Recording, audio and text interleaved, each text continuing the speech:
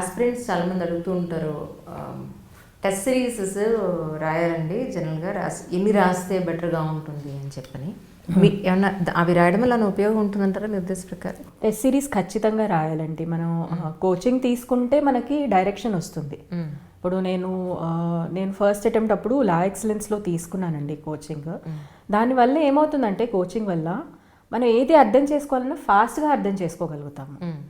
So ఫాస్ట్గా అర్థం చేసుకోవడం అంటే ఒక కొత్త సబ్జెక్ట్, జాగ్రఫీ కానివ్వండి, హిస్టరీ కానివ్వండి, ఎకానమీ కానివ్వండి, ఇవన్నీ నాకు కొత్త subjects because I was in medical profession before. ఈ కొత్త సబ్జెక్ట్స్ ఫాస్ట్గా ప్రిపేర్ అవ్వాలి అంటే సంబడీ ఈస్ టీచింగ్ యూ అనుకోండి. ఒక డయాగ్రమ్ వేసి సంబడీ విల్ ఎక్స్ప్లెయిన్, ఒక ఫ్లో చార్ట్ వేసి సంబడీ విల్ ఎక్స్ప్లెయిన్, రీజన్ చెప్తూ ఒకళ్ళు ఎక్స్ప్లెయిన్ చేసినప్పుడు ఈజీగా అర్థమవుతుంది అనమాట.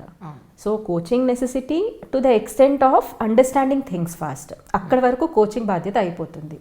సో 30% వరకు మనం కోచింగ్ నుంచి హెల్ప్ తీసుకోవచ్చు. బట్ వాట్ ఆఫ్టర్ దాట్ మనం చేయాల్సింది, మనం ఎక్కడి వరకు ఉన్నాము, మనల్ని ఇంప్రూవ్మెంట్ మనం ఎలా చేసుకోవాలి. For that test series are necessary అనమాట. So test series is must for any exam.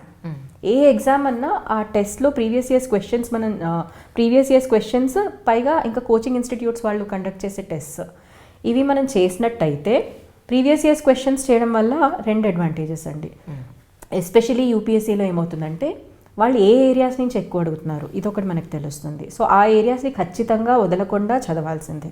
For example Krishnadevaraya ఎరా నుంచి ఖచ్చితంగా క్వశ్చన్ వస్తుందండి. సో ఇలాంటి ఏరియాస్ మనం ఐడెంటిఫై చేసుకోవచ్చు అనమాట. ఏరియాస్ ఒకటి ఐడెంటిఫై చేస్తాం. సెకండ్ థింగ్ ఏంటంటే థీమ్స్, అంటే ఈ ఏరియాలోంచి కూడా క్వశ్చన్స్, అంటే ఈ ఈవెంట్ వల్ల వచ్చిన అవుట్పుట్ ఏంటి అనేది మనల్ని అడుగుతారు. మోస్ట్ ఆఫ్ ద టైమ్స్ ఒక ఈవెంట్ జరిగింది, ఈ ఈవెంట్ వల్ల వచ్చిన అవుట్పుట్ ఏంటి అని అడుగుతారు. సో ఎలా అడుగుతారు క్వశ్చన్ అనేది మనం సెకండ్ థింగ్ తెలుసుకోవచ్చు. Third thing what I observed is యూపీఎస్సీలో ఇచ్చే ఆప్షన్స్ ఉంటాయి చూసారా, 4 ఆప్షన్స్ ఉంటాయి ఒక్కొక్క క్వశ్చన్కి. ఒక్కొక్క ఆప్షన్ని పట్టుకొని నెక్స్ట్ ఇయర్ క్వశ్చన్లో అడుగుతున్నారు నెక్స్ట్ ఫర్దర్ ఇయర్స్లో. సో లాస్ట్ 10-15 ఇయర్స్ మన పేపర్స్ ఖచ్చితంగా చేసి ఆ ఆప్షన్స్ని కూడా కొంచెం అనలైజ్ చేసి ఉంటే మనకు ఒక 5 to 10 క్వశ్చన్స్ ఎడ్జ్ వచ్చేస్తుంది. దాంతో we can get through prelims. చాలామంది ఏంటంటే 2 మార్క్స్ 3 మార్క్స్ ప్రిలిమ్స్ ఉండిపోతూ ఉంటుందన్నమాట. సో ఈ previous years question paper analysis చేయడం చాలా ఇంపార్టెంట్. దాంతో పాటు యూపీఎస్సీఏ వేరే ఎగ్జామ్స్ కూడా కండక్ట్ చేస్తుందండి. అంటే సిఏపిఎఫ్కి కానివ్వండి, అలా ఒకే సంవత్సరంలో చాలా ఎగ్జామ్స్, కంబైన్ మెడికల్ సర్వీసెస్ అని, వీటిలో జనరల్ స్టడీస్కి సంబంధించిన క్వశ్చన్స్ ఉంటాయి. సో ఆ జనరల్ స్టడీస్ క్వశ్చన్స్ని మనం చూసినట్టయితే అవే ఏరియాస్ నుంచి క్వశ్చన్స్ రిపీట్ అవుతాయి. So doing these papers is very important ప్రిలిమ్స్లో. ఇది కాకుండా మాక్ టెస్ట్, అంటే బయట కోచింగ్ ఇన్స్టిట్యూట్స్ వాళ్ళు ఇచ్చే ఉంటాయి, అవి కూడా చేసుకోవాలి. అవి అరౌండ్ 50 to 80, నేనైతే 50 వరకు చేశానండి. కొంతమంది 80 వరకు కూడా చేస్తారు. For me 50 was possible. And దాంట్లో ప్రతి ఒక్క క్వశ్చన్ బై క్వశ్చన్ ఎవాల్యుయేట్ చేసుకోవడము. అంటే ఇది కరెక్ట్ చేస్తే ఎందుకు చేశాను, తప్పు చేస్తే ఎందుకు చేశాను, ఈ ఎవాల్యుయేషన్ ద్వారా మనల్ని మనం ఇంప్రూవ్ చేసుకోగలుగుతాము. కరెక్ట్. మనం ఊరికే చదువుకుంటూ పోతే మాత్రం ర్యాంక్ కానివ్వండి మనలో ఇంప్రూవ్మెంట్ అనేది రాదు. We need to identify where we are standing. This is the basic step which lies in succeeding అనమాట. బేసిక్ స్టెప్ ఏంటంటే మనం ఎక్కడ నిల్చున్నాము, ఇంప్రూవ్ ఎందులో చేసుకోవాలి, దానికి వర్కౌట్ చేయడము.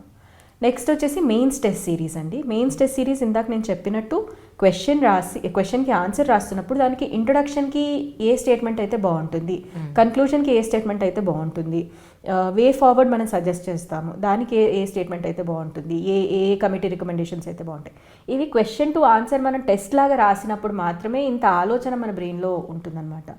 And one more thing, whenever we are writing a test మన బ్రెయిన్ ఎంత యాక్టివ్గా పనిచేస్తుందంటే ఆ టైంలో మనకు వచ్చిన ఆలోచనలు ఎప్పటికీ గుర్తుండిపోతాయి. దాని తర్వాత మనం వెళ్ళి బుక్ రిఫర్ చేస్తాం చూడండి, అవి మర్చిపోము. ఇన్ జనరల్ బుక్ రీడ్ చేసుకుంటూ వెళ్ళిపోతే అవి మర్చిపోతాము. క్వశ్చన్ చేసి దాని గురించి చాలాసేపు ఆలోచించి దాని తర్వాత మనం వెళ్ళి బుక్ చూసినప్పుడు అవి పర్మనెంట్గా గుర్తుండిపోతాయి.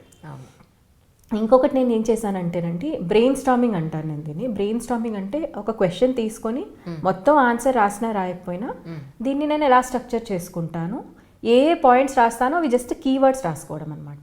రైట్.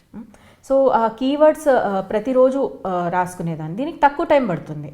కీవర్డ్స్ రాసేసుకోవడం, దాని తర్వాత మోడల్ ఆన్సర్తో కంపేర్ చేసుకొని ఏవేవి మిస్ అయ్యాను అనేది రెడ్ కలర్ పెన్ తోటి అదే పేపర్లో రాసుకునేదాన్ని. ఓహో. సో దీనివల్ల ఏంటంటే రెడ్ కలర్ పెన్ ఉంటుంది కాబట్టి నేను ఇవి మిస్ అయ్యాను. కొన్ని నాకు తెలిసినవి కూడా మిస్ అయ్యేదాన్ని, ఎందుకంటే ఆ పాయింట్ ఆఫ్ టైంలో నాకు తట్టలేదు అది. సో నెక్స్ట్ టైం నేను ఆ పేపర్ చూడగానే నాకు ఆ రెడ్ కలర్లో క్లియర్గా కనిపించేవి. ఓకే, బ్లూవి నాకు ఎలాగో తెలుసు, నేను రాసేస్తాను, ఈ రెడ్ ఇంక్లో రాసడం మర్చిపోతున్నాను. సో ఇది నాకు నోట్స్ లాగా ఉండేదన్నమాట. This was my notes. నేను సెపరేట్గా నోట్స్ చేయలేదు, క్వశ్చన్కి ఆన్సర్స్ రాసి వాటిలో ఈ పాయింట్స్ మర్చిపోయినవి రాసి చేసుకునేదాన్ని. ఈ బ్రెయిన్ స్టార్మింగ్ అనేది చాలా ఇంపార్టెంట్ అండి. చాలామంది రివిజన్ అంటే మళ్ళీ అదే బుక్ చదవడం అనుకుంటారు. బుక్ మూసి మనం ఆలోచించి ఏమేం చదివాను దాంట్లో అని రికలెక్ట్ చేసుకోవడం, యాక్టివ్గా రికలెక్ట్ చేసుకోవడం ఇస్ మెయిన్ రివిజన్ అండి. రివిజన్ అంటే not reading the book again and again. మనం అదే బుక్ 100 times చదివినా దాంట్లో కంటెంట్ గుర్తురాదు. మనం గుర్తు చేసుకోవాలి అంటే బుక్ మూసేసి యాక్టివ్గా మనం ఏం చదివాను అనేది రికలెక్ట్ చేసుకోవాలి. This was one more thing which I followed in my 4th attempt అండి. ఫస్ట్ 2 attemptsలో కొంచెం బద్ధకంతో నేను చేయలేదు అనుకుంటా ఆ పని, బట్ 4th attemptలో I made sure I did this. అంటే నాకు సజెస్ట్ చేశారు people that you do this అని. So I think all these things help me in getting this అండి. అంటే ఎస్పెషలీ ఈ సంవత్సరం classroom programme La Excellence వాళ్ళ దగ్గర బాగా సక్సెస్ అయినట్టుంది. ఎందుకంటే పవిత్ర ఒకటి, తర్వాత సంజనా సింహ వీళ్ళంతా కూడా క్లాస్ రూమ్ ప్రోగ్రాంలోనే లా ఎక్సలెన్స్లో తీసుకున్నారని చెప్పని. ఈవెన్ నేను కూడా క్లాస్ రూమ్ ప్రోగ్రామ్ తీసుకున్నానండి. ఎక్కువ మంది అలా వచ్చారంటే జనరల్గా మాక్ ఇంటర్వ్యూస్ ఇచ్చిన తర్వాత మా స్టూడెంట్ అని క్లెయిమ్ చేసుకోవడం వేరు, క్లాస్ రూమ్ ప్రోగ్రామ్ అటెంప్ట్ చేసిన తర్వాత మా స్టూడెంట్ అని క్లెయిమ్ చేసుకోవడం వేరు కదా. నేను అప్పుడు పాప 2.5 years అండి. అప్పుడప్పుడే నేను పీజీ చేసేసి నాకు అసలు ఎక్కడ ఎంత చదవాలో తెలియదు అన్నప్పుడు ఈయననే అడిగాను అనమాట, జాయిన్ అవుతాను, కోచింగ్ జాయిన్ అయితే ఒక డైరెక్షన్ వస్తుంది, నాకు ఫాస్ట్గా అవుతుంది ప్రిపరేషన్ అని అడిగితే ఈయన ఫ్రెండ్ సజెస్ట్ చేశారు, లా ఎక్సలెన్స్లో they get the best faculty అని చెప్పి. సో నేను వెళ్ళాను. అలాగే ప్రతి చిన్న సబ్ టాపిక్కి కూడా we use to get different faculty అనమాట.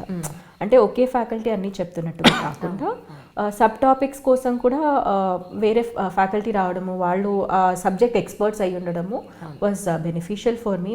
సో ఫస్ట్లోనే నాకు మంచి స్ట్రాంగ్ ఫౌండేషన్ ఏర్పడింది.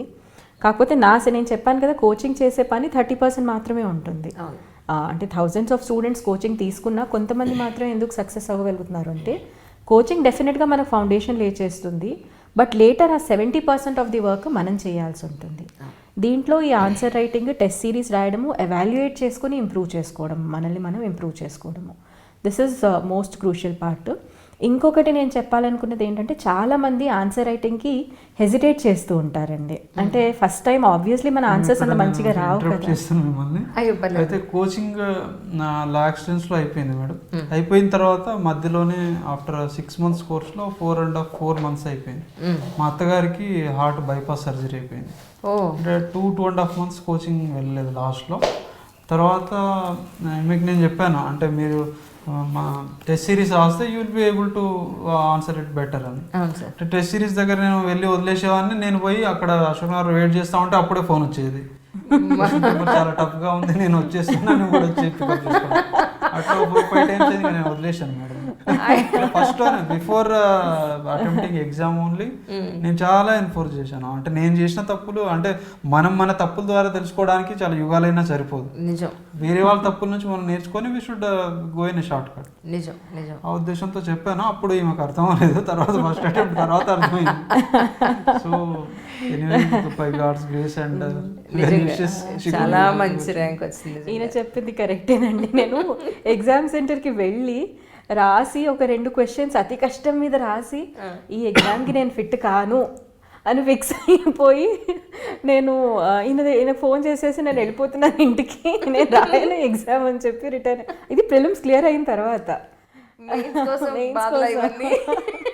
సో వెళ్ళిపోతూ ఉన్నాను అనమాట. తర్వాత ఇంకా ఆప్షన్ లేదు, మెయిన్స్ అయితే వచ్చింది కదా, రాస్తాం కదా, ఆప్షన్ లేదు అన్నప్పుడు ఇంకొక ఫ్రెండ్ సజెస్ట్ చేస్తే మీరు ఈరోజు ఎలాగన్నా డబ్బులు కట్టేసి జాయిన్ అవ్వండి టెస్ట్ సిరీస్ అని చెప్తే, సరే అని చెప్పి ఆ రోజు జాయిన్ అయ్యి ఒక 2-3 రాశాను. అప్పుడు కూడా కొంచెం హెజిటేషన్ ఉండింది నాకు ఫస్ట్ అటెంప్ట్లో. సెకండ్ అటెంప్ట్లో ఏంటంటే ఒక హెజిటేషన్ ఎక్కడ వచ్చిందంటే, నేను ఆల్రెడీ మెడికల్ డాక్టర్ని, నా ఆన్సర్స్ బాగాలేకపోతే వాళ్ళు ఏమన్నా అనుకుంటారేమో, ఇలాంటి ఒక హెజిటేషన్. ఇది చాలా మందికి ఉండొచ్చు, అంటే ఆల్రెడీ ఒక ఈగో అని అనుకోవచ్చేమో దీన్ని.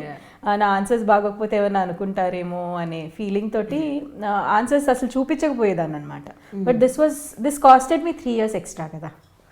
నేను ఎందుకు చెప్తున్నాను ఈ స్టోరీ అంతా అంటే, this costed me 3 years. First టైమే నేను రాసుంటే మేబీ ఇన్నేళ్ళు వెయిట్ చేయాల్సి వచ్చేది కాదేమో.